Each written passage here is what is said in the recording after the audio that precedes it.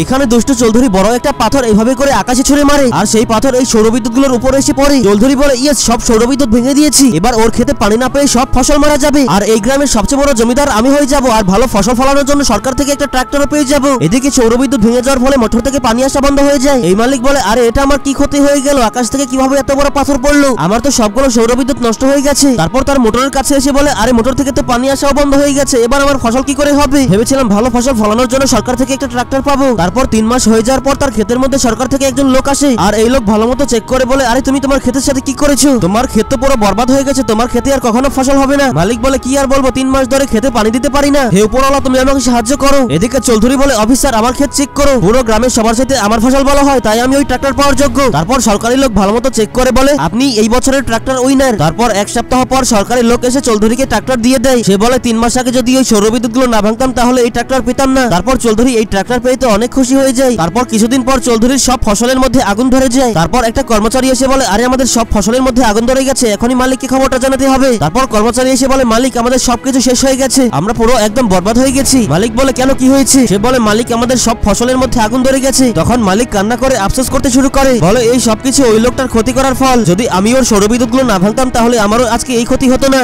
এবার আল্লাহর ছবিটিকে ভালোবাসলে লাইক এন্ড সাবস্ক্রাইব করে যাও।